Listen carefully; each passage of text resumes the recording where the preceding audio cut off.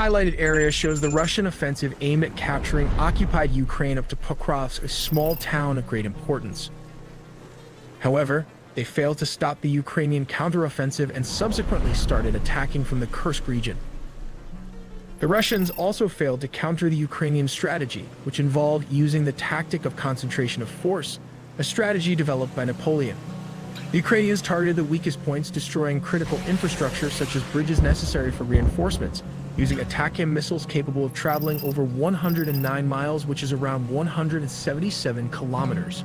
More details all in the video ahead. The distance from Ukraine to Moscow by air is approximately 480 kilometers, which is around 298 miles. For comparison, this is almost the same as the distance from Washington to New York. Ukraine launched 45 drones over Russian territory, including 23 in the border region of Bryansk and 6 over the Belgorod region. 11 drones managed to reach Moscow, the capital of Russia, but were destroyed by the Russian anti-air defense system. These low-budget drones shouldn't even be able to penetrate a few miles into Russian territory, yet here they are, and Moscow proves a failure to intercept them at the initial stage.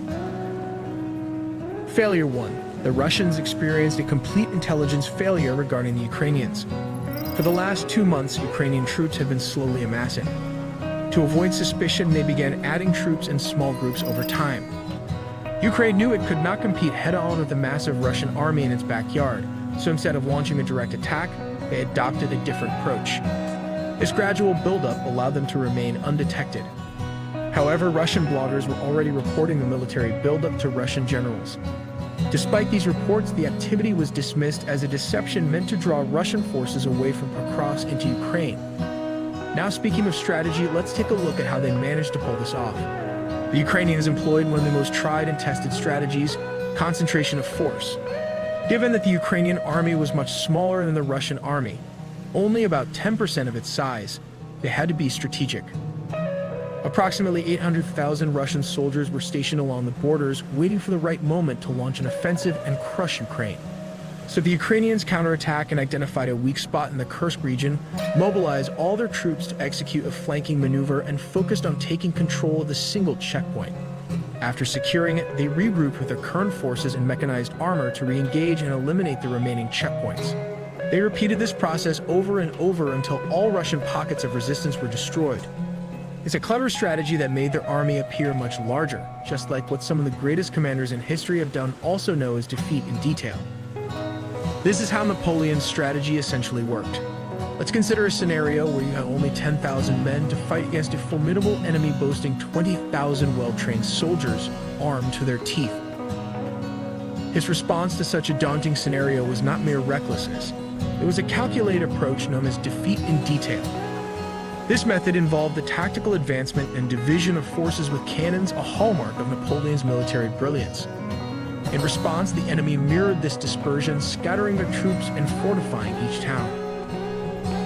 In warfare, especially as the attacking force, numerical superiority is the linchpin of potential victory. A direct mass assault on all fronts would yield unfavorable odds of 2,500 French soldiers versus 5,000 opposing forces.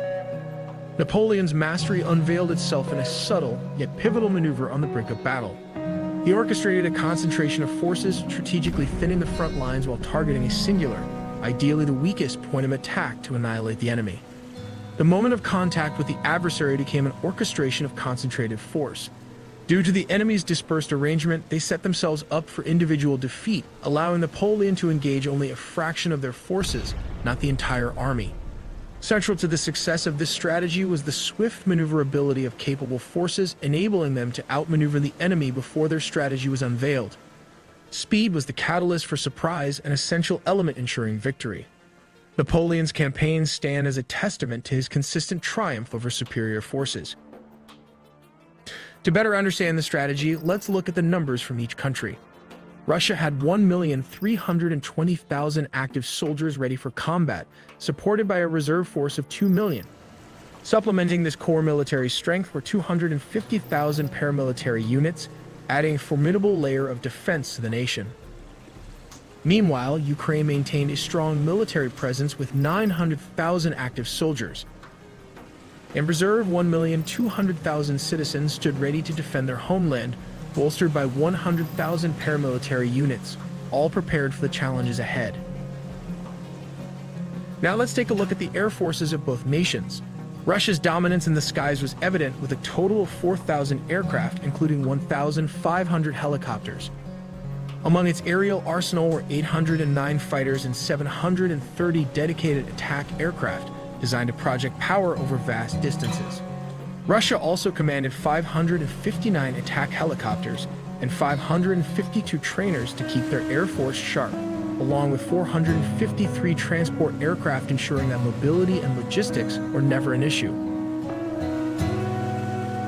Ukraine's air force, though significantly smaller, was no less committed. With 321 total aircraft, including 130 helicopters, Ukraine's air power was built on resilience. The fleet included 72 fighters and 30 dedicated attack aircraft, as well as 33 helicopters. Supporting this aerial effort were 73 trainers, ensuring their pilots were well prepared, and 24 transport aircraft, capable of responding quickly when needed.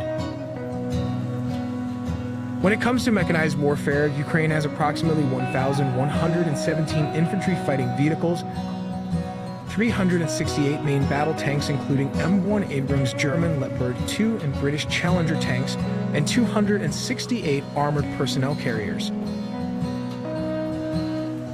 This is almost 1 versus 17 in comparison to Russia's mechanized vehicles. It has 17,677 infantry fighting vehicles, 17,370 main battle tanks, and 14,991 armored personnel carriers. While Ukraine has almost no navy or warship, but it has sea drones like this one, while Russia has around 598 warships scattered all over the world. Furthermore, Russia is one of the 9 nations worldwide that possess nuclear weapons. As of early 2022, Russia held the largest stockpile of nuclear warheads globally, with a total of 5,977 units. This is failure 2.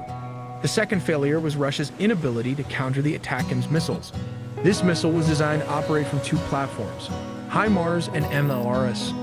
HIMARS carries 1 missile pod, whereas the M270 carries 2 section pods. Let's explore the basic tactics and maneuvers involved in launching this missile. Step 1. The Lockheed C-5 Galaxy aircraft transports the MLRS to a designated safe location. Once loaded, it can be rolled on and off this aircraft and becomes operational within 15 minutes of landing. Step 2. The crew unloads the MLRS along with the reloader and launchers.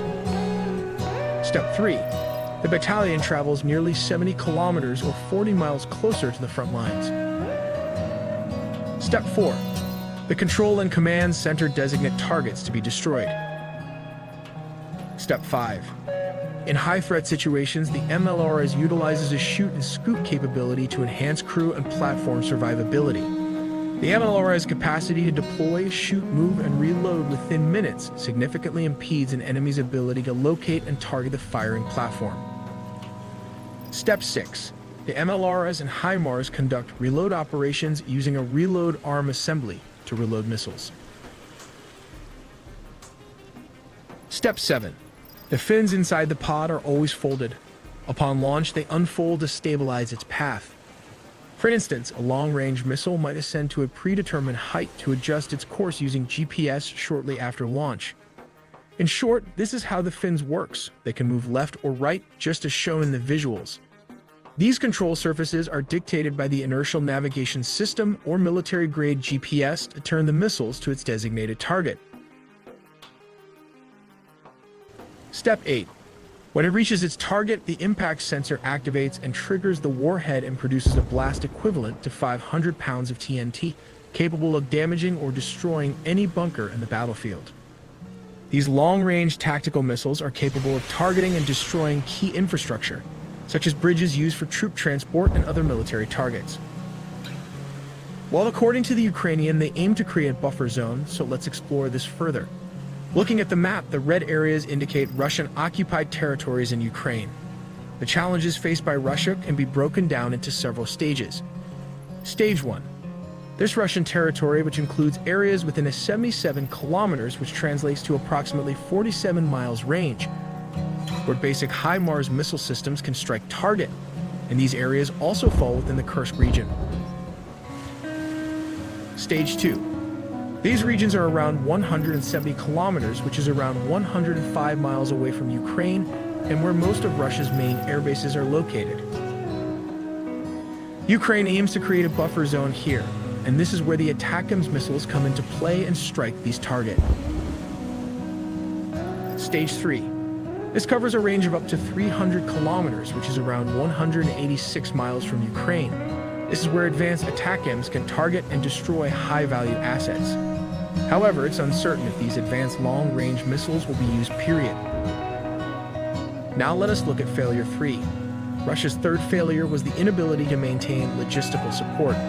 For instance, this area is the focus of the Ukrainian offensive, and these key bridges are vital for Russian reinforcements. Ukraine anticipated this and used HIMARS tactical systems or Storm Shadow missiles to destroy these bridges, stalling Russian advancements.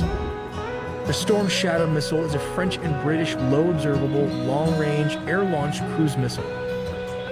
For now, we will look at the steps-by-steps format of how this works. Step 1. Aircraft releases the missile. Step 2. After a few seconds, the missile opens its two wings. Step 3. It first uses inertial and GPS for guidance at the first stage of the missile. Step 4. Drops to low cruising altitude and identifies its position using GPS, just like the animation shown here. As you can see, it flies below the radar and close to the hills and ground.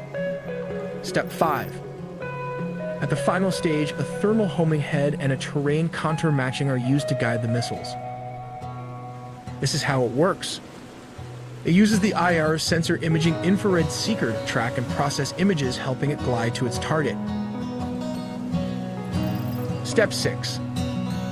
It climbs to a higher altitude. This helps the command and control to even monitor the target in the dark using a two-way data link. For the final maneuver, the nose cone is jettisoned to allow a high-resolution thermographic camera or infrared homing to observe the target area. The missile then tries to locate its target based on its preloaded data information. If all is approved, it then dives to destroy the target. We also make original engineering content, so please subscribe and hit the notification